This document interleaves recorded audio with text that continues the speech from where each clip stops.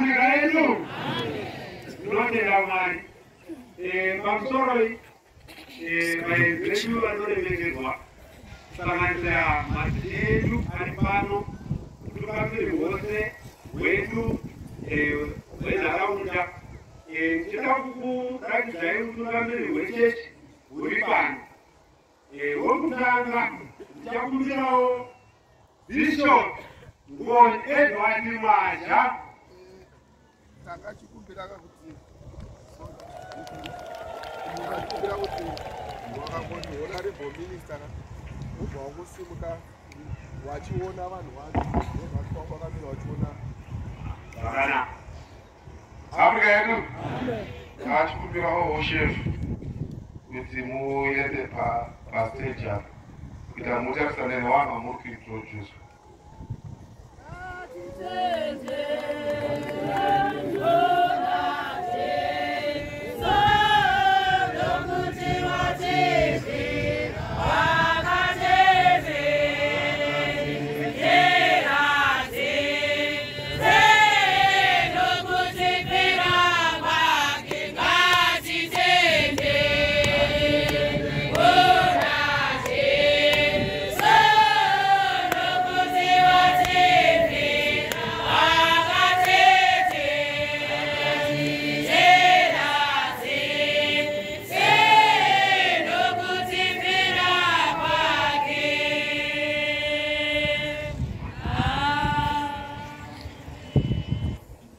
Afrika yedu ndichakumbirawo ukuzivisai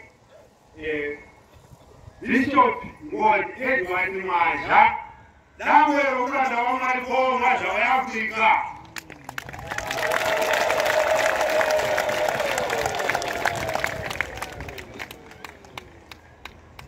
ndinotenda ndo vari pano panhasi chakumbirazve kuti ndikuratidze Board of Trustees Changanya Chairman with the African Apostolic Church Bishop Elson Tapa, the General Secretary with the African Apostolic Church Bishop Richard Juru, Vice Chairman with the African Apostolic Church Bishop Sibaneta Botela,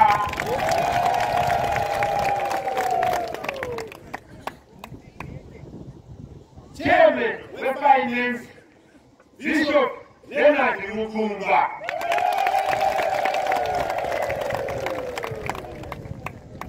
zokumbiraze kusimuza mabishop ose ari pano ari munzvimbo dzose dziri muZimbabwe, abva Botswana neabva South Africa. Mabishop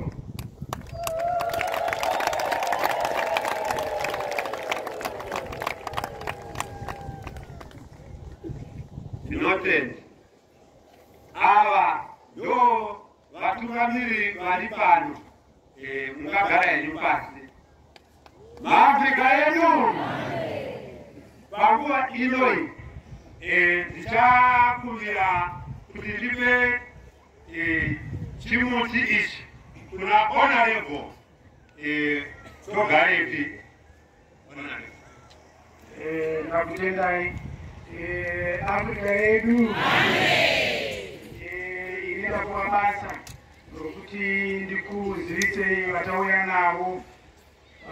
navo tina Vice Chairman weProvince andinga vasimudza Vice Chairman weProvince vanonzi vaMugabe varipo pakati pedu.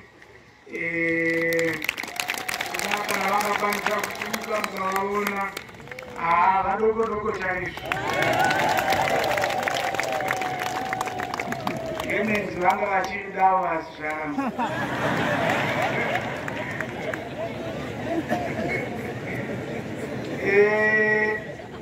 Ndingati tamboziviswa kuti tina mambo wedu vamaungwa havasimudzwi mambo asi tinavo varipo pakati pedu.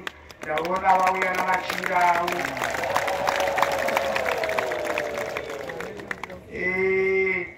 mukoma wedu mukuru ndingakutsanangurai ndichiti ndiye mumiririri wapurezidendi muno mumasvingo province. Ndiye unenge ari mutumwa kana ziso rababa vaMnangagwa muzvinhu zvose zvinoitokuita nehurumende. Kureva kuti mabasa ose ehurumende anoitika mumasvingo muprovince ari mukati mamaoko ababa vachikuratidzai pano. NdiMP kumasvingo west, uye vamwe vanongoziva kuti governor kana vanoti minister of state and devolution, zvisingagozvi ndozvokuti governor naye asi izvozvo iko zvino vanonzi minister of state kana kuti minister of provincial affairs and devolution, kureva kudii kutongwa kwamatunhu. Vanonzi baba Ezra Chadzamira ndivo vakauya navo pano. Baba Ezra Chadzamira ndivo vatumwa navatungamiriri vedu kuti vazovane minhasi. Ndakutendai.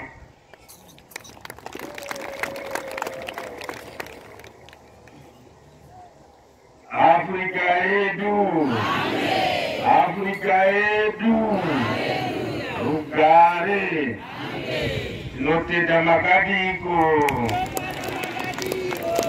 tinotenda.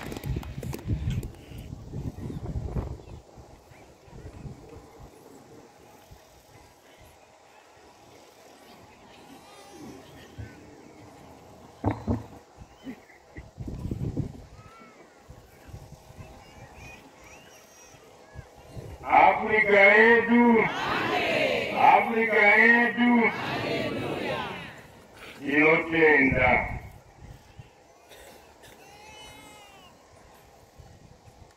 Regai ndiremekedze mutumwa wedu Baba Pomasha vatinesu pano panyamatumwe yavari pano.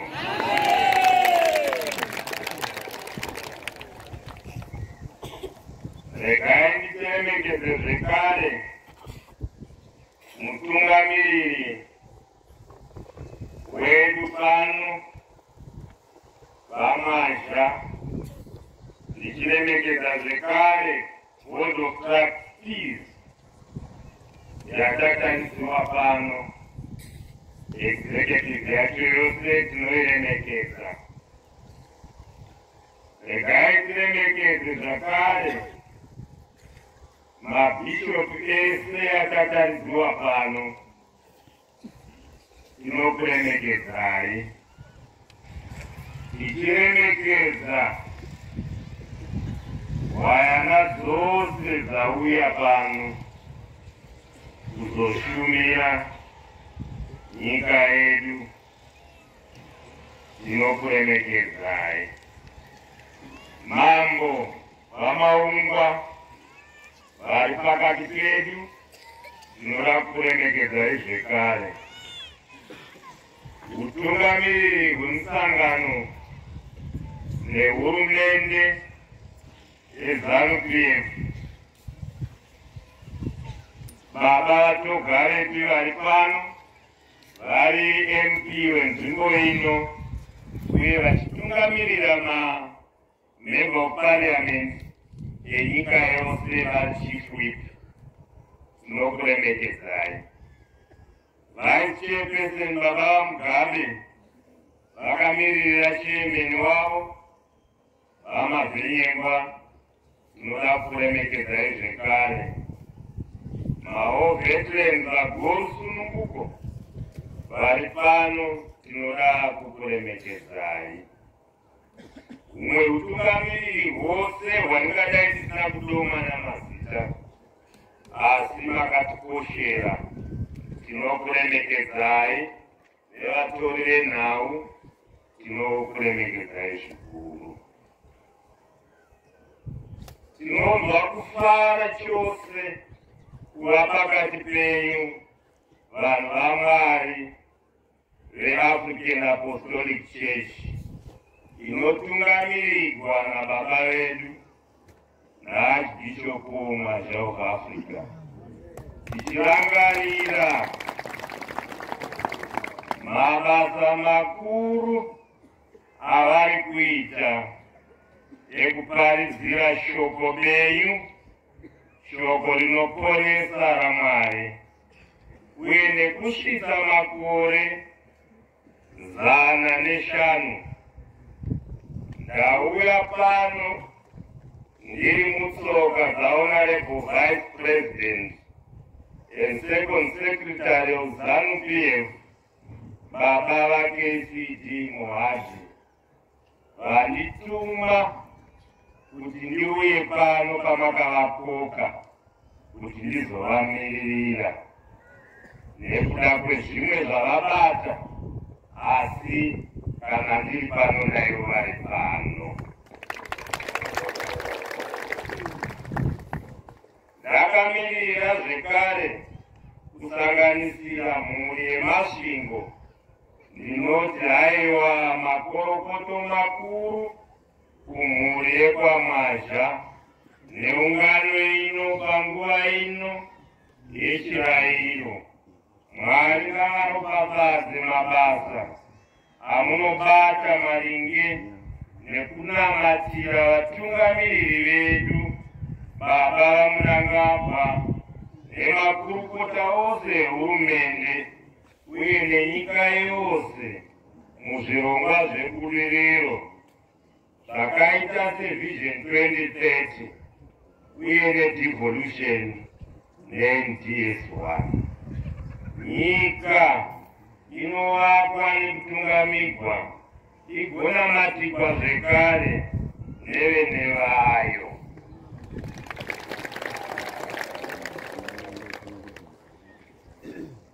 Hatishandei pamwe chete isu sehurumende nezisvondo, vatungamiriri namadzishe masabhuku sekunyora kwazvo mushoko raMwari, vechidiki namadzimai, village by village, district by district, tichivaka nyika yokwedu.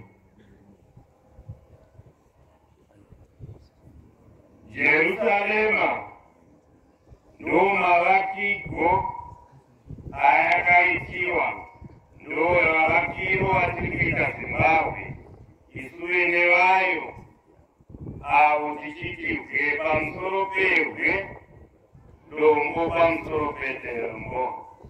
Haleluya, Afrika yedu. Jehovha werugare muna Jeremiya 29 verse 11 vane ndangariro dzekuti tibudirire, kwete dzekuti kuvadza, asi ngatirangarirei dzamangwana dzakanaka. Nezuvo takava nemufaro mukuru tichitambira baba vaMunangagwa muno muprovince. Vakatisira mashoko eupenyu, echenjedzo, ekutitaridza kuti vapambe pfumi mhandu dzakanga dziri mhandu dzedu, mhandu dzenyika yedu, dziri kugwisa nyika yedu maringe nekukwidza mitengo. Zvoga izvi vanozviita nguva yekuita kusarudzo, kufunga kuti vana veZimbabwe vachapandukira hurumende yavo. Asi hurumende iyi ine ukama hwakasimba nevanamati veAfrica, nemwi munoinamatira kuti igare yakasimba. Iye Jehovha wababa Mazha akavadana kubasa ravo rekuparidza nekukusha shoko, ndiye umwe akatikundisa panguva yehondo, ndiyezve ari kutikundisa panguva ino yesarudzo.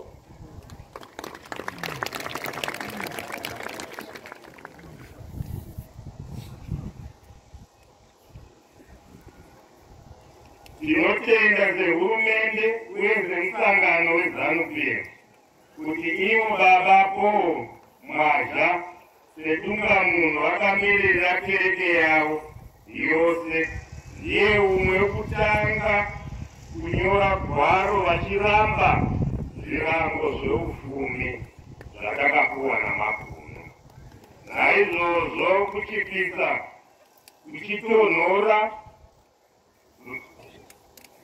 vachikwidza mitengo yavo, zvose izvezvi zvichashaiwa basa nekuti shoko roupenyu, shoko rekusunungura nyika yedu riri pano muno muchechi dzedu dzechinamato yeAfrica. Ino chechi yababa Paul Mwazha inogara ichitungamirira kuti musangano weZANU-PF uve uchiwina nguva dzose.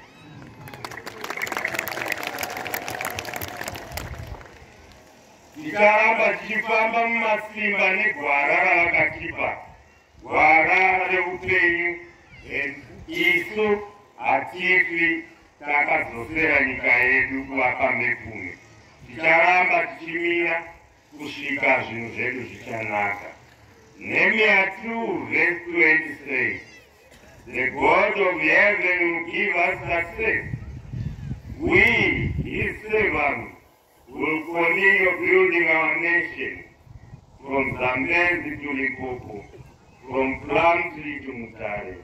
Tozoenda kumaelection ngatichiti tsepete tsepete vana vaMunangagwa kuzadzikisa chivimbiso neshuviro yavaPaul Mwazha.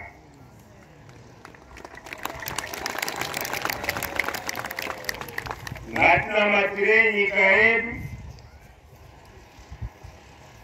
inde kusarudzo murunyararo, tichidaiwa mhirizhonga kwete, hatiiti zvemhirizhonga. Jehovha anoti masangano nevatumwa vaMwari havanamatire utungamiriri huripo kuti huwane njere rekusimudzira nyika yavo. Haunangotinamatirai vatungamiriri vanoda kuzouya, nokuti vanogona kusazouya.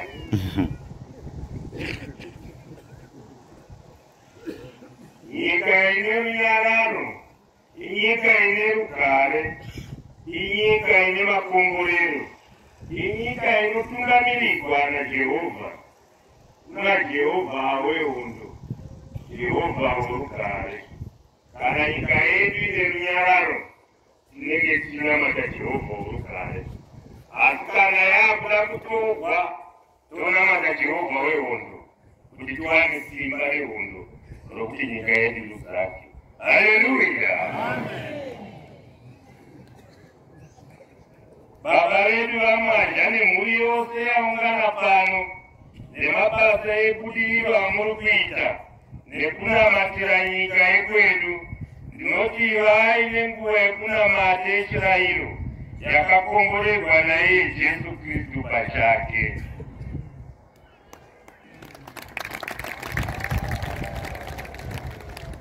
Ndinotiwo Baba, Mwanakomana noMweya Mutsvene avazadzikise zvirongwa zvose zvamafambira pano zvigova zvichibudirira zvakanaka nekusingaperi.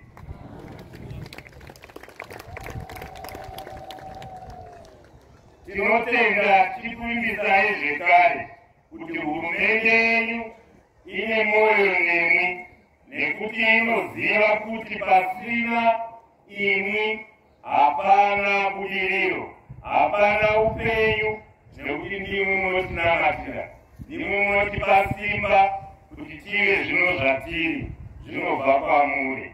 Hatikangamwi, hatiiti sedhongi. Dhongi rakaenda muJerusarema rikawadzikwa mumaZambia, rakagadziwa naJehovha, rikafunga kuti simba rose iri nderaro. Rakazofunga ravaroga mangwana kuti rega ndimbodzokera kuya ndinovadzikwa mumaZambia. Varakadzokera mubayiro warakawana kuti ribve ritize.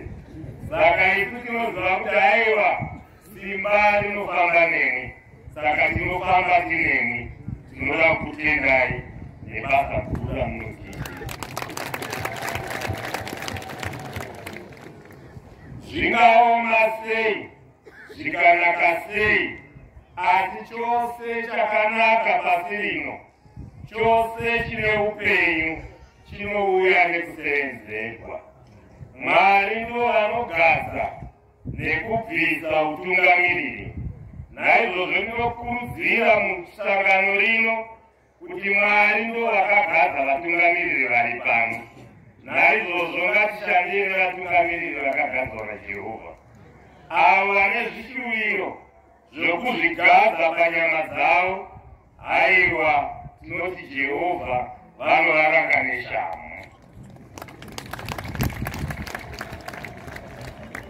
Kubatana, kusaspita muchechi dzedu ndizvo zvinofarira purezidendi wedu vamunangapo.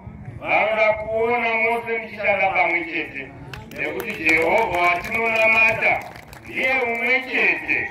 Baba vedu ndo vamwe chete, Baba pomazha. Naizvozvo tinovimbisa kuti hatishande pamwe nehurumende yedu nevamwe vedu. Tinokutendai zvikuru, chakanaka chose chinosevenzekwa. Abhurama wanga ari munhu akakomboregwa zvikuru, ane zvose mombe, mangamera chiya hapana chaanga asina. Asi akafunga kuti aiwa rega ndidaidzewo mwana womunun'una wangu Loti ndishande naye. Loti haana kuziva kuti kukomboregwa kwose uku ndekwaAbhurama hakusi kwake. Saka aenda pana Abhurama akazoti aiwa ndipewo dzangu mombe, ndokupiwawo mombe dzake, ndokupiwawo zvipfuyo zvake, ndokupiwawo zvekare vasevenzi vake, asi zviri mukati meufumi hwaAbhurama. Akaona sekuti simba rekuwanda kwoufumi huri kuitika hwaAbhurama isimba rake, wakangama kuti wakadaidziwa pazvinhu zvanga zvagara zviripo. Wakazoti naizvozvo chindipa pangu pandinoenda kunofudzawo mombe dzangu, ndichitongawo ndiri ndoga nedare rangu, wondipawo nyika yangu ndichitongawo. Abhurama semunhu anga akaimbika, semunhu aitenda kuna Jehovha, akakwira pamusoro pegomo akati mativi mana enyika chisarudza kwaunoda kuenda. Loti wakasarudza dunhu ranga rakanaka, rakanga rine vegetation yakanaka, rine michero, rine bundo rakanaka. Akati uko ndo kwangu. Abhurama akati tora hako, nekuti waivimba naJehovha. Waiziva kuti izvozvo zvaachatora zvichakomboregwa zvekare naJehovha. Loti paakaenda kuya, Abhurama akasara akaenda kwakanga kuri gwenga, Loti akaenda kwakanga kwakanaka zvikuru. Asi ikoko kwakanga kwakanaka ndiko kwakazoshanduka mukazi waLoti kuita hweremunyu. Ikozve kwakazova Sodhoma neGomora, asi kwakaenda Abhurama kugwengu kukazova noupenyu hwamangwana. Saka tose hativimbei naJehovha wedu, ko chatapiwa ichocho tinogamuchira, nokuti tinoziva kuti une zvirangariro nazvo. Hurumende yedu iri kushanda yakatarisa Vision 2030 kuti nyika yedu ive ichivandudzwa zvemhando yepamusoro, maklinika achivakwa, zvipatara zvichivakwa, zvikoro zvichivakwa, mvura dzichiiswa kuvanhu, migwagwa ichigadzirwa. Zvose zvatiri kuona zvichiitika muhurumende yedu iripo. Transport system yakanga yoramba yaakudhura, asi takazoona navamupunga vachiuya vachipedzerana nehurumende. Iko zvino kwose kwose kwangova nemagrupo